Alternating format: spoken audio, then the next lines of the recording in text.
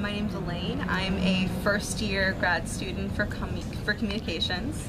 I work my GA in the Visor Center as an academic coach. I'm from Buffalo Grove, one of the northwest suburbs. Yeah.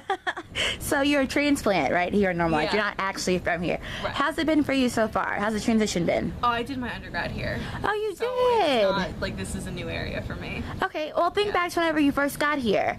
Coming from the Chicago suburbs is Right. probably like a little bit different than up there, right? A little bit different, yes. My town actually was extremely multicultural growing up, and so the first couple months here was a little bit weird, but I was actually living in the international house. So I kind of found my niche right away, and I was able to just like immerse myself into that. I actually worked with the international house as one of the international assistants for 3 years. So like I was always in that multicultural community. The joke is that I always have more international friends than I do American friends, because I mean, it's 150 of them per semester, sometimes more. But yeah, I basically played mommy for them every single semester for 3 years, and it was a really, really cool experience. I kind of feel like I'm doing that now with the Visor Center. The joke is just everyone already speaks English. Where do you see yourself, in another 5 years from now? Hopefully, I will be working in an international nonprofit that specifies with anti-human trafficking efforts. And why anti-human trafficking Yeah, that's actually what got efforts? me into comm. I was a camp counselor forever and a half ago, and one day we had like all these different nonprofits come in and talk to the kids, and my age group was like 13 to 16 year olds. And there was this one group that came in, they were called Not for Sale, and they had this like fantastic presentation that just blew everyone away. I'm like, by the way, human trafficking still exists in the world. It's modern day slavery. Here's all the stuff that goes on with it. Here's what you can do about it. And it really resonated with all the kids, and like they tried to start their own youth against trafficking movement, and it was a really good starter idea. But my thought was like, okay, well, one of the reasons that no one really knows much about it is because they have really crappy PR. Like, they don't have people that can spread that message for them. So you know what, that's something I can do with my life. And that's honestly where I started with comm, and I did my undergrad in PR, and I'm gonna focus my thesis and everything else in how like global brands are affecting the sex trafficking. It's not a completely constructed topic or idea yet, but that's the general gist is, global brands like Nike, for example, you always hear about the sweatshops and stuff. And yes, that's forced labor. It is considered slavery in a lot of the concepts, but, there's a sex trafficking ring that goes along with it. You've got these women that are being forced in and out, and especially places like China, Thailand, Southeast Asia specifically, you've got families who are so impoverished that the parents are selling their daughters to these companies. The girls are drugged, they're trafficked, they're sent all over the world. Sometimes they're able to get out, and then they go back home and their parents sell them again. So like the whole point is to go into these countries and just change the economic situation so that this doesn't happen anymore. Mm-hmm. And sometimes it's successful, sometimes it's not. The red light district in Amsterdam, for example, is getting shut down completely. So like that's one of the things, like, because that's a huge traffic. Everyone's like really, oh, the red light district, like that's a thing to visit in Amsterdam. Like when I was in Amsterdam, I saw it, yeah. But like, it's also a huge trafficking pool. Shutting it down, stopping it, like that's something to work for. So for me personally, traveling is one of the things that makes me the absolute happiest in the world. And I did study abroad with School of Comm 2 years ago for the France program. I stayed on afterwards and I went backpacking through 9 countries. This past summer, as my graduation present to myself, I'd saved up all the money again and I went backpacking through 12 different countries. And it was even more amazing than the first time, and it just blew my mind, and nothing makes me happier than traveling. So probably traveling. What's been your greatest accomplishment this far?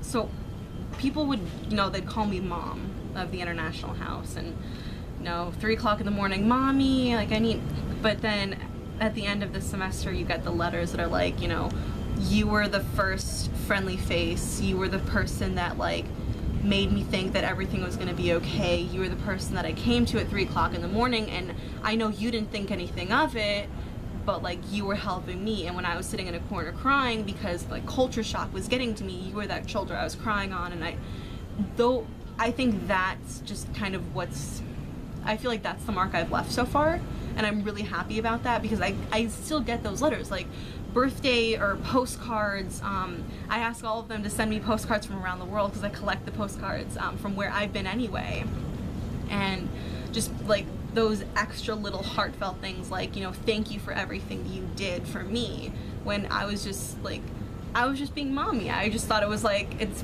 you know, it came naturally as like what I was supposed to be doing. But like you actually like helped me. You actually changed my life, and I was here. You were one of the reasons that ISU was so good for me as an exchange student. Tell me about your saddest moment. My saddest moment. Okay, how deep is that going? You can go as deep as you'd like. Alright. I lost my best friend back in high school. Well, we don't really know what happened to him. He kind of just, you know those stories of kids that just vanish? Yeah. That happened to him. And it was just, we heard traces, we heard whispers, but it's been, I can count, hold on. It's been almost 6 years now, or maybe 7 years. I'm not actually good at math. And yeah, we haven't heard a word or a whisper since. So that was like the... Do you mind me asking kind of what happened? Like, I mean, was it just...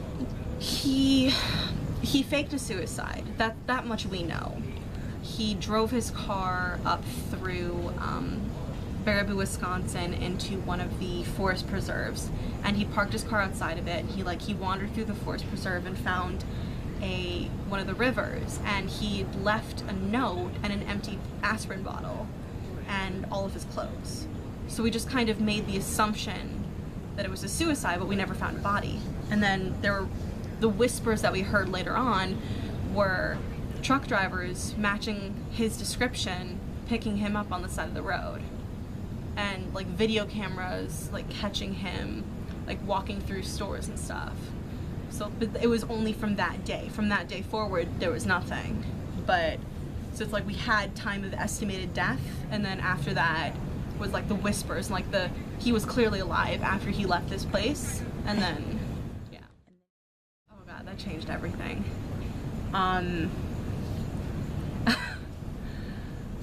Long story short, no one got over it. In more than, I mean, this was one of those kids that like, he had this life about him. He was a guy that like touched everyone's lives, whether or not he noticed it. And like, it just broke all of us. The entire friend circle that was there, and it was like, it wasn't like a small circle, it was like 30 something people. Right.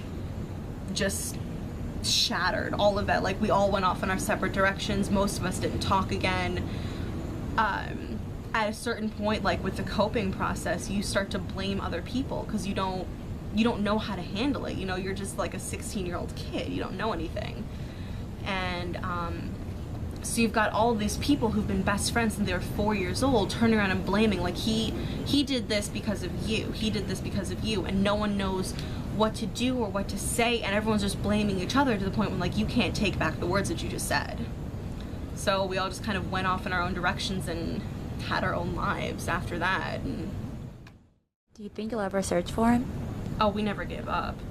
I mean, like, the cops gave up, sure, the FBI got involved, but like, you know, when I travel, it's not like I don't look around and go, you know, this could be him, this person could match his description. Or, you know, you're sitting in a bar, you look over and you get a, like, oh my god, maybe that's him moment.